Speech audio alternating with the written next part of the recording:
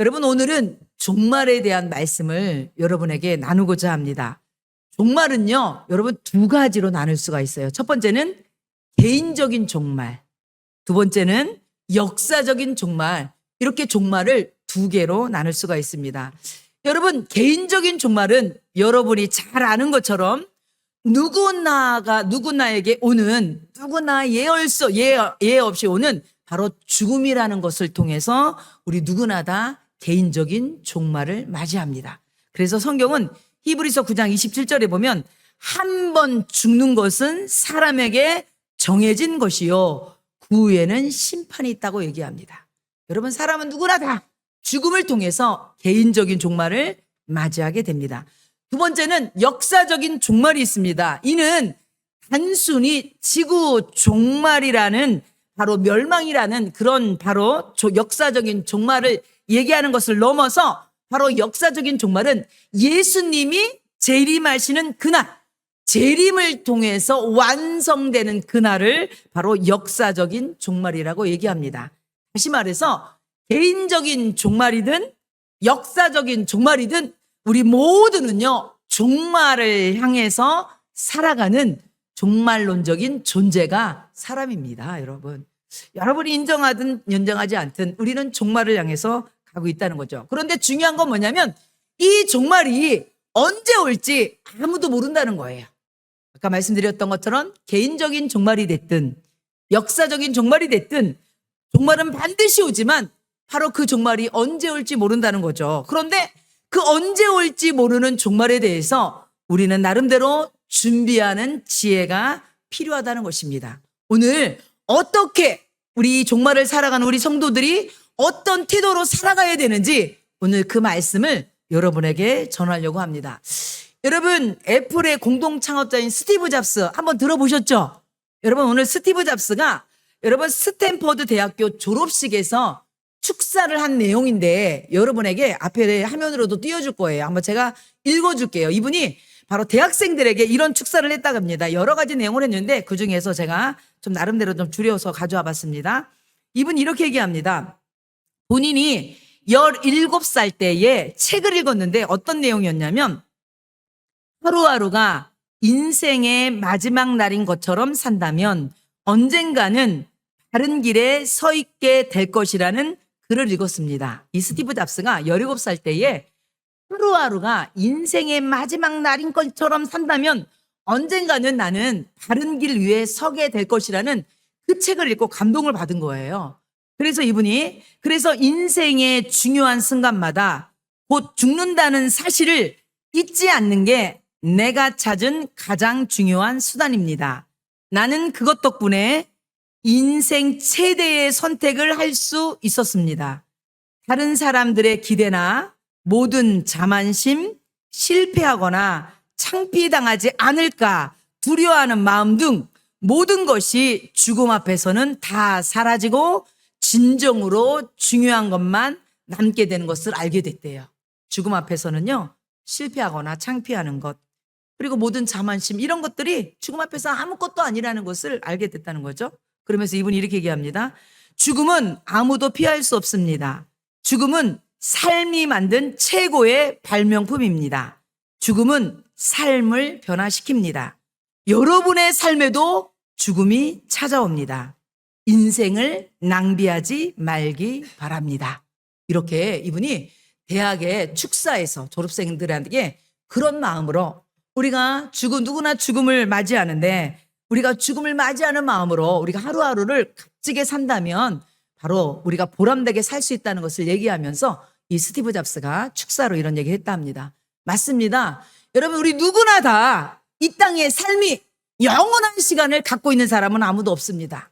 그렇기 때문에 우리의 남은 시간을 어떻게 살아야 되는지, 무엇을 위해 살아야 되는지 우리는 진지하게 생각을 해봐야 됩니다. 오늘 성경 말씀은 바로 우리 성도가 이 종말을 살아감에 있어서 어떻게 사는 것이 지혜로운 삶이며 바른 삶이 무엇인지 오늘 베드로는 우리에게 말씀하고 있습니다. 오늘 말씀을 통해서 여러분도 다시 한번 여러분의 삶에 대해서 진지하게 다시 한번 삶을 점검하면서 하나님 앞에 또 신앙 안에서 바른 삶으로 세워간 우리 성도들 되시기 바랍니다. 첫 번째 베드로는요, 무엇을 얘기하면 시대의 때를 의식하면서 살라고 얘기합니다. 한번 따라해 볼까요? 시대의 때를 의식하며 살자.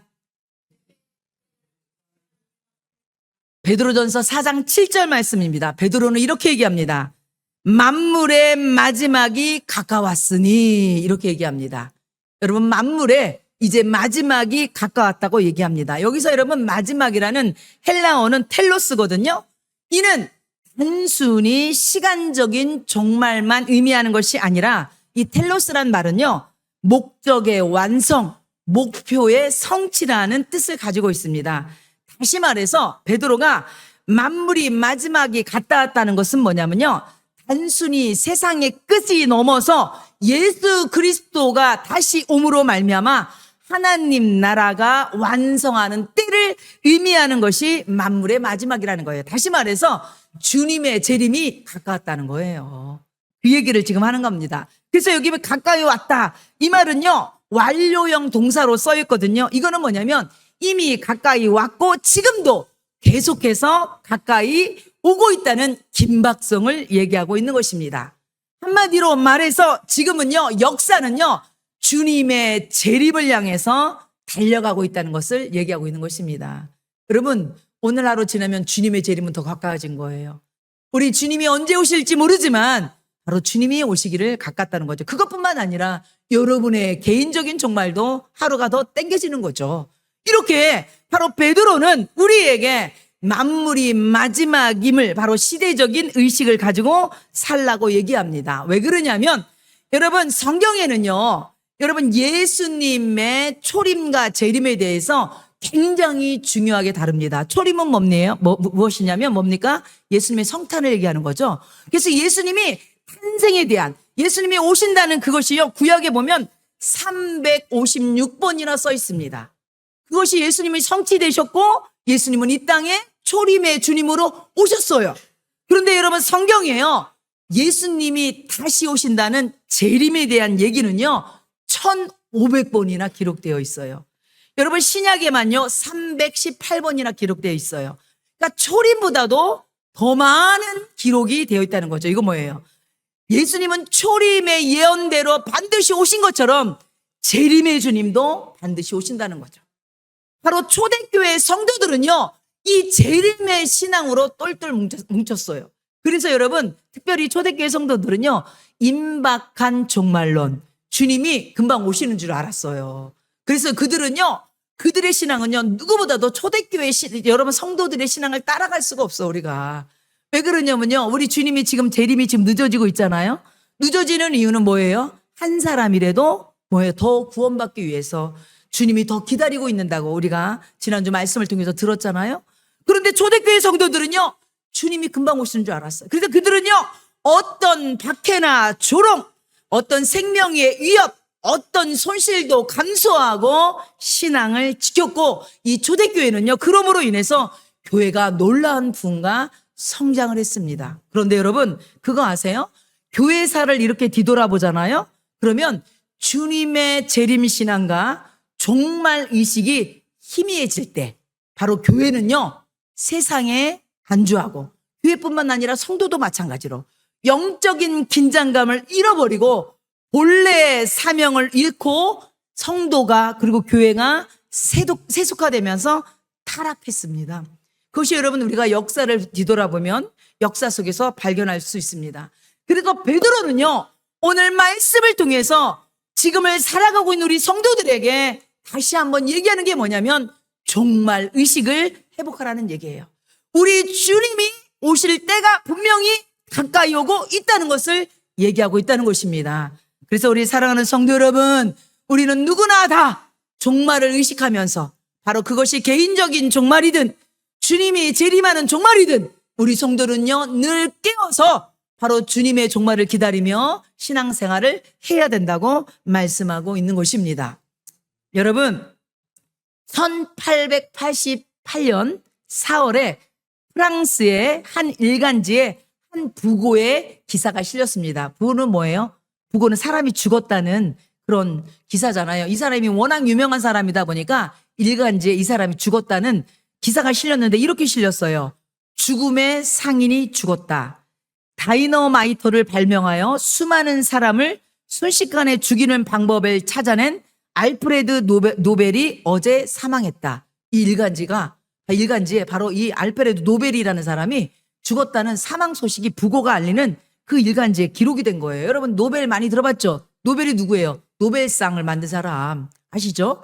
여러분 그런데 이 부고 소식을 읽은 사람이 바로 누구냐면 다름 아닌 노벨 자신이었어요.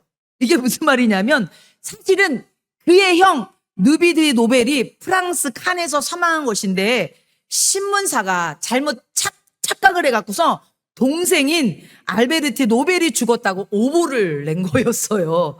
그런데 이 사람이 아침에 일어나서 눈 떠봐서 딱 그거를 보는 순간 자신의 부고 소식을 읽게 된 거예요. 그런데 중요한 건 뭐냐면 이 사람이 그 부고 소식에 큰 충격을 받았는데 왜 그러냐면 거기에 그 부고 소식에 본인을 향해서 뭐라고 썼냐면 죽음의 상인이 죽었다라는 타이틀이었습니다. 본인이 인류의 건설과 발전을 위해서 다이너마이트를 발견했는데 사람들은 그거를 뭐로 만들었어요?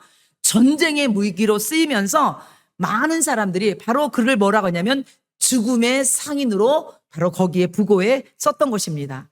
바로 여러분 노벨이 바로 본인의 사망 기사를 읽고 바로 아주 큰 충격을 받았습니다.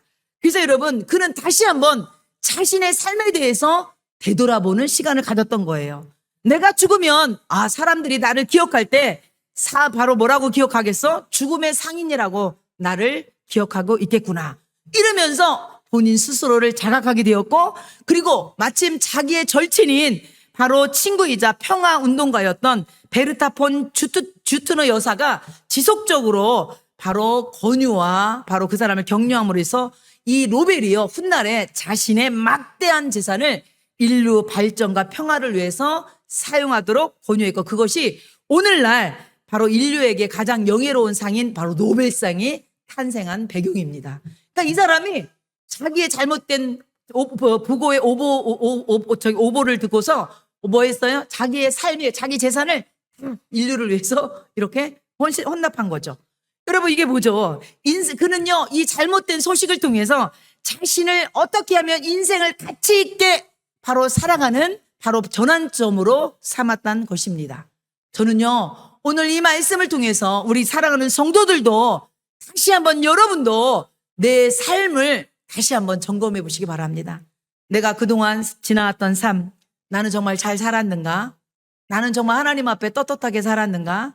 하나님 앞에 부끄러움 없게 모셔서 살았는가? 이렇게 여러분도 다시 한번 돌이키면서 여러분이 삶의 믿음 안에다 다시 한번 점검하면서 하나님 보시기에 귀한 모습으로 살아가는 성도들 되시기 바랍니다. 그래서 여러분 오늘 베드로는 그러면 종말을 맞이하는 성도들은 어떻게 살아야 되느냐? 이것을 세 가지로 얘기하고 있습니다. 첫 번째는 바로 개인의 신앙을 위해서 정신을 차리고 근신하여 기도하라고 얘기하고 있습니다. 그것이 오늘 4장 7절 말씀입니다. 다시 한번 읽어볼게요. 만물의 마지막이 가까웠으니 그러므로 너희는 정신을 차리고 근신하여 기도하라 그랬습니다. 여기 보면 정신을 차리고 이렇게 나오죠. 이건 뭐냐면요 환경이나 감정에 휩쓸려서 살지 말라는 겁니다. 한마디로 마음의 중심을 잡고 살으란 얘기입니다. 여기 보면 근신하여 이렇게 돼 있죠. 여기 원어에 보면요 술 취하지 말라는 뜻입니다. 다른 말로 얘기하면 세상에 취하지 말라는 겁니다. 세상의 성공, 세상의 즐거움, 세상의 걱정, 세상의 염려에 취해서 바로 흔들거리지 말고 정신을 차리고 그렇게 살라는 얘기입니다. 바로 베드로가 이렇게 얘기하는 이유가 있습니다. 베드로는요 바로 예수님 앞에 이 말씀을 직접 들었기 때문입니다. 그것이 어디 나오냐? 누가복음 21장 34절 36절에 보면 바로 예수님께서 제자들에게 하신 말씀이었습니다. 볼까요? 너희는 스스로 조심하라. 그렇지 않으면 방탕함과 술 취함과 생활의 염려로 마음이 둔하여지고 뜻밖의 그날이 덕과 같이 너희에게 임하리라.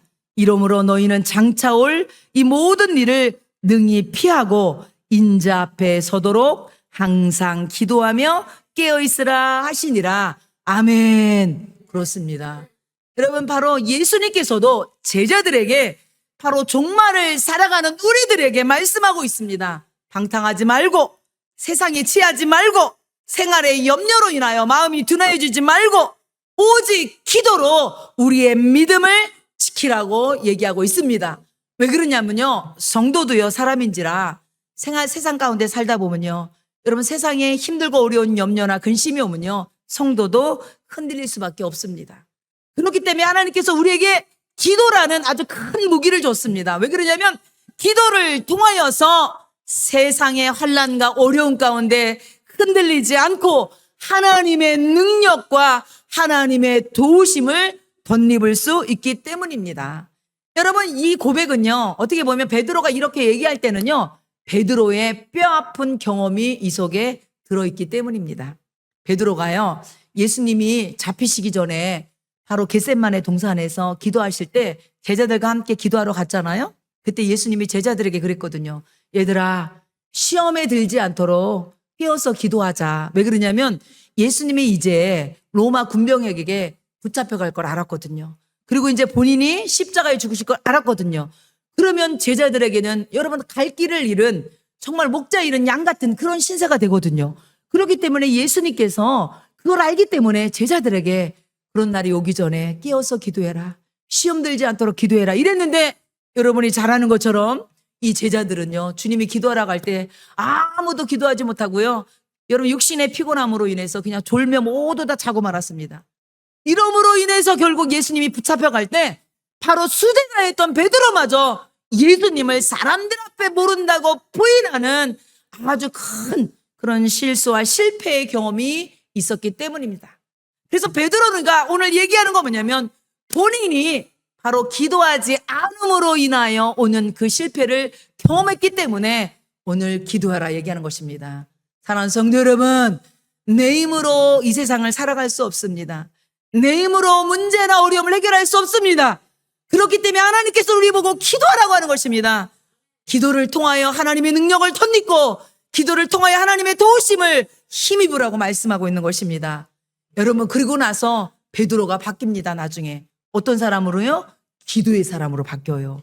그래서 여러분, 베드로전서 사도행전 1장 13절 14절에 보니까 들어가 그들이 유하는 다락방으로 올라가니 베드로 요한과 예수의 아우들과 더불어 마음을 같이하여 오로지 기도에 힘쓰니라. 그리고 여러분, 사도행전 3장 1절에도 보면 제9시 기도 시간에 베드로와 요한이 성전에 올라갈세. 그리고 사도행전 10장 9절에 보면 그때에 베드로가 기도하려고 지붕에 올라가니 그 시각은 제6시더라. 아멘. 여러분, 베드로는 알았습니다. 기도만이 능력임을 알았어요. 여러분, 그래서 이 베드로도요, 기도를 통해서 고난과 핍박을 이겨갖고 교회를 세워갔습니다. 그래서 무엇보다도 성도에게 중요한 것은 기도임을 아는 거예요. 그래서 오늘 바로 우리에게, 베드로가 종말을 살아가는 우리에게 첫 번째 권면해 주는 말씀은 바로 정신을 차리고 근신하며 기도하라고 말씀하고 있는 것입니다. 사랑하는 성도 여러분, 우리 모두 기도함으로 여러분에게 어떤 일이 닥치든 모든 것을 감당하고 이겨나가는 성도들 되시기 바랍니다. 그래서 여러분, 토레이 목사는 이렇게 얘기합니다. 기도는 하나님의 무한한 은혜와 능력의 모든 창고를 여는 열쇠라고 얘기하고 있고, 그리고 기도의 사람 메콘키는 이렇게 얘기합니다. 기도의 골방은 은혜의 보급소이다. 이렇게 얘기하고 있습니다. 사랑하는 성도 여러분, 기도만이 하나님의 무한한 능력과 은혜를 경험할 수 있습니다. 기도만이 하나님의 은혜의 보급소임을 믿으시기 바랍니다. 그래서 여러분, 이번 주에 우리가 한 달에 한 번씩 우리 교회는요, 금요기도를 하거든요. 다른 교회들은 매주마다 금요기도를 하는 분들 계시는데, 교회들도 있는데 우리 교회는 아직은 그렇게까지는 안 하고 한 달에 한 번 다 우리가 금요기도를 해요. 이번 주 금요일이 기회예요. 혹시 시간 나는 분들은 함께 오셔서 7시 반이거든요. 여러분, 개인적으로 기도할 수도 있지만 개인적으로 기도한다는 것도 쉽지는 않잖아요. 우리가 이렇게 또 금요일 날 오셔서 같이 말씀 듣고 여러분의 가족을 위해서, 여러분의 건강을 위해서, 또 여러분의 문제를 위해서, 또 이웃을 위해서, 교회를 위해서, 민족을 위해서 여러분 기도하시는 여러분 되시기 바랍니다. 그래서 여러분 한 번 정도는 우리가 이렇게 주일날 주일 예배 드리는 것도 귀하지만 또 이렇게 기도의 자리도 이렇게 참석하는 우리 성도들 되시기 바랍니다.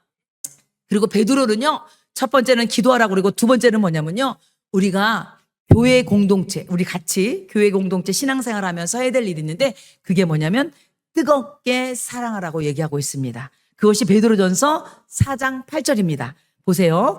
무엇보다도 뜨겁게 서로 사랑할지니 사랑은 허다한 죄를 덮느니라. 아멘. 이렇게 얘기하고 있습니다. 왜 그러냐면 여러분, 이 베드로가 이렇게 얘기하는 이유가 있어요. 왜 그러냐면 교회는요, 다양한 사람들이 모여 있는 곳이에요. 여러분, 가정에 같은 한 피를 나누고 그리고 한 가족들도요, 서로 의견이 맞지 않아 갈등을 일으키고 분열이 되기도 하는데 하물며 교회는요, 다양한 사람들이 오다 보니까 서로요, 오해가 있을 수도 있고 상처를 주고받을 수 있기 때문이에요. 그런데 여러분, 정말로요, 제가 또 오래 신앙생활 하다 보니까, 그리고 제가 이렇게 성도들 이렇게 신방을 하다 보면 교회를 떠나는 사람 중에, 다른 교회를 가는 사람들 중에 보면 다른 이유가, 여러 가지 이유가 있지만 그 중에 하나의 이유가 뭐냐면요, 성도 간의 관계의 문제 때문에 떠난 분들도 종종 있어요. 근데 여러분 꼭 기억하세요. 그 사람이 딴 데 교회 가잖아요. 그곳에 가서도요, 관계 때문에 또 문제 일어납니다. 왜요? 그곳에 간다고 여러분 별 사람 있습니까? 사람은 다 똑같아요. 어디 가든지.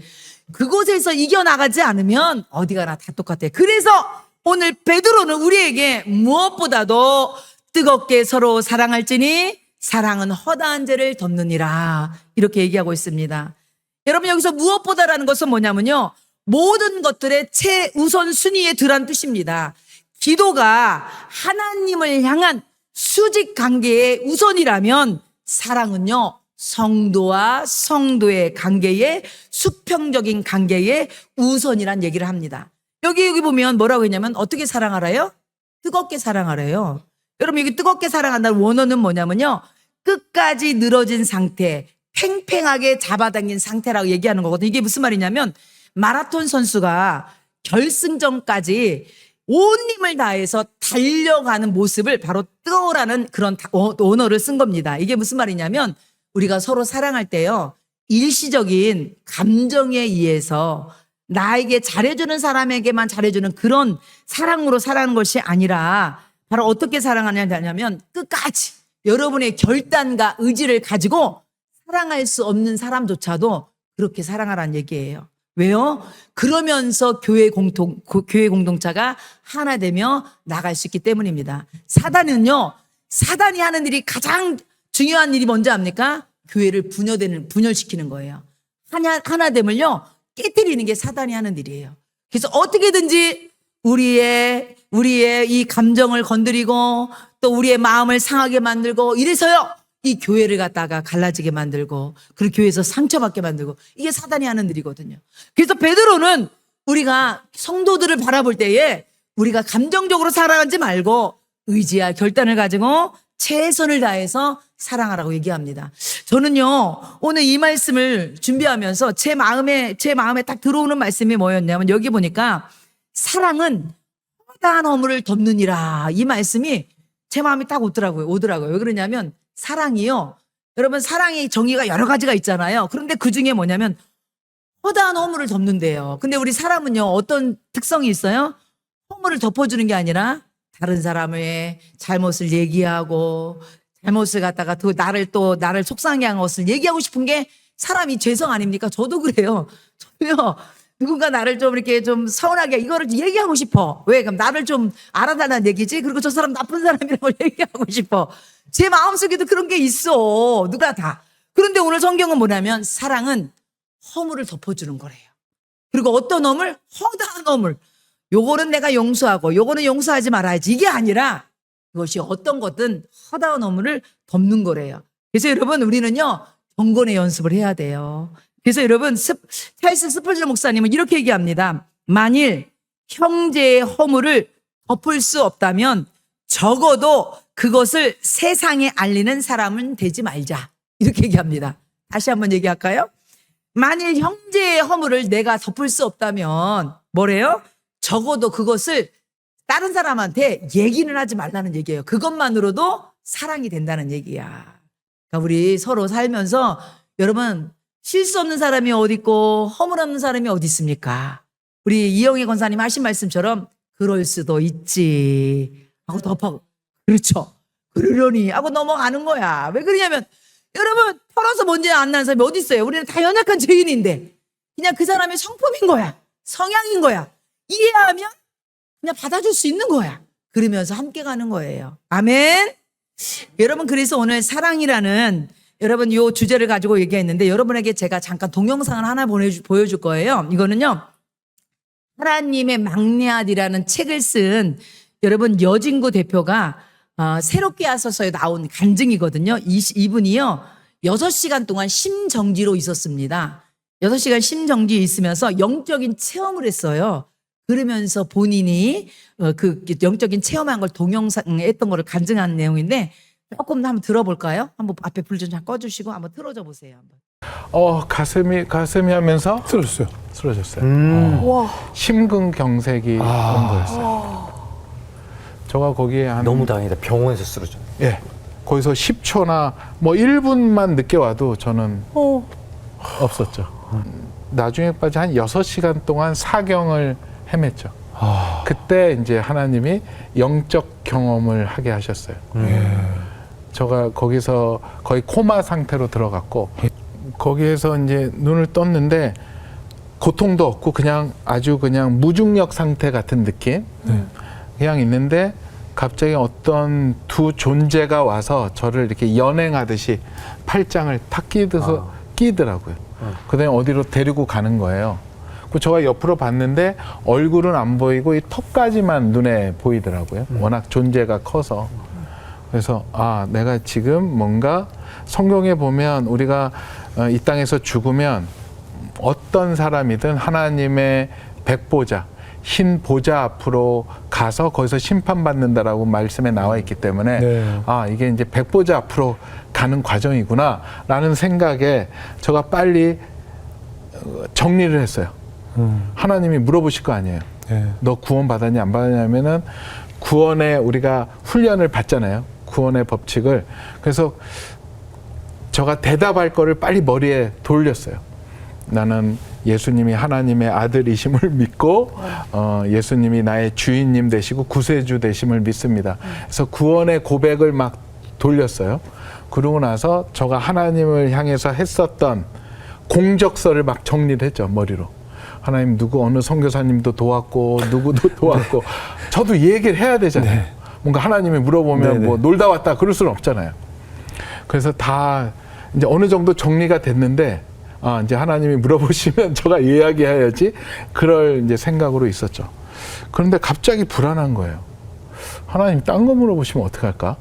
생각에 이제 저를 끌고 가시는 그분들한테 제가 조금 무례하게 저 같은 사람도 없었을 거예요. 물어봤어요. 저기요, 좀 알려주세요. 저기 백보자 앞에 가면 하나님이 무엇을 물어보시는지. 그러니까 문제지 사전 유출을 시도를 했죠. 그러니까 저가 긴장할 텐데 그러면 내가 제대로 이야기할 것 같지가 못할 것 같다. 거기서 이야기 잘못하면 잘못될 수 있으니 미리 알려주면 내가 마음의 준비를 하고 가겠다. 라고 얘기를 했더니 그분이 이렇게 쳐다보시는 것 같은데 뭐 이런 친구가 다 있어? 하는 듯한 눈길이었어요. 그래서 제가 막 부탁을 해서 좀 가르쳐 달라고. 그랬더니 갑자기 멈추시더니 한마디 해주시더라고요. 하나님이 물어보시는 거는 네가 얼마나 사랑하다 왔냐를 물어보신다는 거예요. 제가 그전에 그런 간증도 들어본 적도 없고 그런 설교도 들어본 적은 없었어요. 그런데 제가 일단 거기에서 네가 얼마나 사랑하다 왔냐라고 물어보신다. 순간 좋았어요. 1초. 내가 많이 사랑하다 왔지. 라는 생각이었는데 1초 후에 바로 두려움으로 바뀌었어요. 생각해 봤는데 저한테 잘해줬던 사람들, 저랑 우호적인 사람들은 제가 사랑을 했는데 저를 좀 힘들게 하고 어렵게 하고 저를 비난했던 사람들은 제가 배로 비난하고 배로 싫어하고 그랬거든요. 용서하지 않았거든요. 그 생각이 나는 거예요. 그 생각이 나니까 얼마나 사랑하다 왔냐 했었을 때 제가 대답을 못 했겠는 거예요. 또 말씀해 보면 하나님이 우리의 입술을 주장하신다고 했어요. 제가 거짓말할 수 없다라는 얘기거든요. 얼마나 사랑하다 왔냐 그러면 사랑하지 못했습니다라고 얘기했을 거고 그렇다면 저의 방향은 정해지겠죠. 그래서 제가 어떤 행동을 한 줄 아세요? 어떻게 했습니까? 한 번만 더 기회를 주세요. 때를 썼습니까? 때릴 수 없어요. 아하. 방법이 없잖아요. 내가 순순히 사랑 가셨어 이제. 가면은 저 이상한 데로 갈 텐데 자신이 없었는데 그래서 막 때를 썼어요. 엄청나게 요동을 쳤는데 요동을 치다가 뻥 한 거예요. 너무 요동을 쳤는데 그 순간 영화처럼 그때가 영적인 세계였다면 펑 하면서 눈이 딱 떠지는데 수술대 위였어요. 그 수술대 위에 라이트가 보이면서 제가 제정신으로 이 땅으로 다시 돌아온 느낌이었어요. 그때 아마 때를 쓸 때가 저 안에 경련이 일어났었을 때가 아닌가 생각이 들어요. 그러면서 막 소리가 그때 이제 오디오가 음소거였다가 들어오기 시작을 했었던 거예요. 그래서 막 그때 간호사분들이 남자분이었는데 정신 돌아왔습니다 했더니 막 의사 선생님이 마지막 기회야. 요번에 꽉 잡아야 돼. 요번에 놓치면 안 돼. 그 소리가 저한테 들려왔죠. 그러면서 그때 제가 그때 스텐트가 들어왔고 그때 그것을 해서 지금 이제 살았던. 예. 우리 여진구 대표가 본인이 이제 심정지로 6시간 있으면서 영적인 경험을 하고 와서 얘기한 건데 주님이 물어보는 말이 너 사랑하고 왔냐? 이게 물어본대요. 사랑하는 성도 여러분, 사랑합시다. 그래서 우리 에베소서 4장 32절은 이렇게 얘기합니다. 서로 친절하게 하며 불쌍히 여기며 서로 용서하기를 하나님이 그리스도 안에서 너희를 용서하신 같이 하라. 이렇게 말씀하고 있습니다. 여러분, 그리고 베드로는 두 번째는 사랑하라고 얘기했죠. 그리고 이 베드로는요, 이 사랑을요, 무엇으로 어떤 식으로 사랑을 표현을 하냐. 바로 베드로전서 4장 9절에 보니까 서로 대접하기를 원망 없이 하고 그랬습니다. 바로 사랑을 바로 대접으로, 섬김으로, 바로 행동으로 나타내라고 얘기합니다. 여기 보면 대접하기를 이렇게 나오죠. 여기 원어에 보면요, 대접하기를는요, 합성어입니다. 어떤 합성어냐면 필로스, 사랑이란 단어와 크세노스, 나그네를 뜻하는 단어가 합성된 거예요. 쉽게 얘기해서 나그네를 친구처럼 사랑하는 것이 대접입니다. 왜 이 단어를 썼냐면, 이 대접이라는 단어를 썼냐면 초대교회 당시에는요, 여러분 오늘날처럼 우리 오늘날에는 뭐 여러분 숙박시설이 너무너무 잘 돼 있잖아요. 근데 이 시대는요, 안전하고 편리한 숙박시설이 별로 없었어요. 그러다 보니까 순회 전도자들이나 박해를 피해서 온 성도들이 찾아오는 경우가 있었어요. 그러면 이들은요, 이 도움이 너무너무 절실히 필요했거든요. 그러다 보면 성도들이 자기 집을 열어서 이 순회 전도자들이나 이 성도들을 갖다가 섬겨야 됐거든요. 바로 그때 뭐냐면 바로 서로 대접하기를 할 때 그런 분들을 대접할 때에 바로 그분을 돕는 것이 복음 사역의 일조를 하는 것이고 바로 그것이 사랑이다. 그렇게 얘기하는 것입니다. 그래서 여러분 로마서 12장 13절에 보면 바울도 이렇게 얘기합니다. 성도들이 쓸 것을 공급하며 손 대접하기를 힘쓰라. 여기서 손 대접하기를 그것이 바로 그 손님 대접 바로 그분들을 얘기를 하는 거죠. 여러분 그러면서 베드로가 뭐라고 얘기하냐면 나그네를 대접할 때 조건이 있는데 그게 뭐냐면 원망 없이 바로 대접하라는 얘기입니다.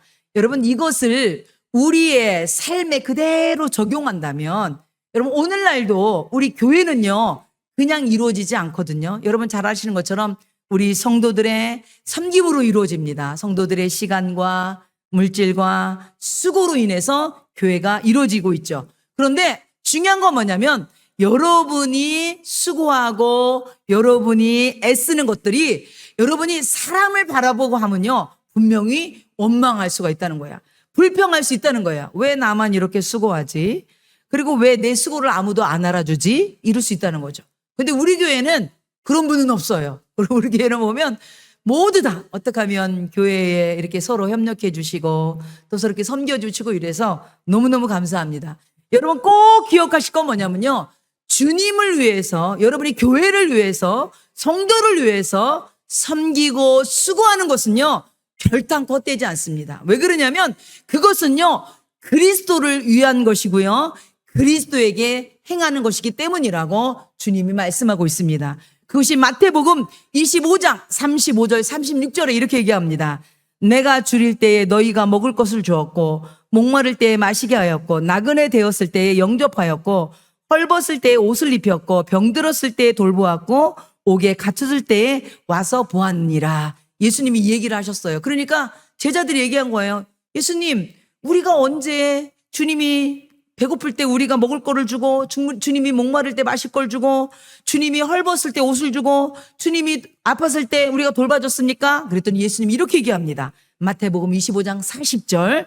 임금이 대답하여 이르시되 내가 진실로 너희에게 이르노니 너희가 여기 내 형제 중에 지극히 작은 자 하나에게 한 것이 곧 내게 한 것이라. 이렇게 말씀하고 있습니다.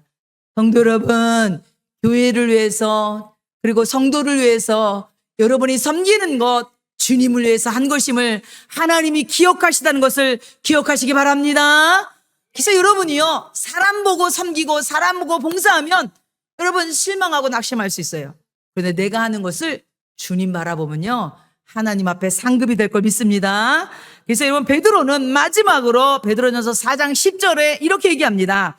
각각 은사를 받은 대로 하나님이 여러 가지 은혜를 맡은 선한 청지기 같이 서로 봉사하라. 아멘. 오늘 여기 보니까 선한 청지기란 단어가 나옵니다. 청지기는 어떤 사람입니까? 주인의 것을 맡아서 관리하는 거예요. 한마디로 우리 온 성도들도요, 청지기라는 거예요. 여러분이 주신 여러분의 시간, 여러분의 건강, 여러분의 물질도 하나님이 맡겨놓은 여러분은 청지기라는 거예요. 하나님이 그만 놔라 그러면 여러분 다 손 털고 여러분이 하나님 앞에 갈 때 여러분의 건강 가지고 갈 거예요. 여러분 재산 가지고 갈 거예요. 아무것도 가져갈 거 없어요. 이 땅에 살면서 하나님 앞에 그냥 맡겨놓은 거예요. 그렇기 때문에 우리는 청지기답게 우리는 그것을 가지고 주님을 위해서 헌신하면 되는 것입니다. 그래서 오늘 여기 보면 여기 저는요, 여기서 오늘 여러분에게 한 번 더 기억할 건 뭐냐면 서로 봉사라고 얘기했습니다.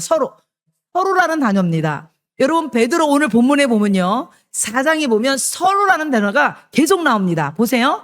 4장 8절 서로 사랑할지니, 4장 9절 서로 대접하기를, 4장 10절 서로 봉사하라. 이렇게 얘기합니다. 여러분, 맞습니다. 교회는요, 어떤 특정한 한 사람에 의해서 그 사람의 섬김에 의해서 이루어지는 게 아니라 서로 봉사하고 서로 사랑하고 서로 대접하면서 교회가 이루어져감을 믿으시기 바랍니다.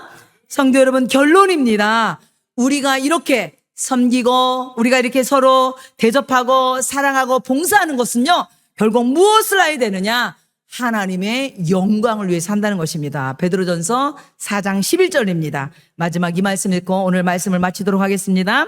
만일 누가 말하려면 하나님이 말씀을 하는 것 같이 하고 누가 봉사하려면 하나님이 공급하시는 힘으로 하는 것 같이 하라.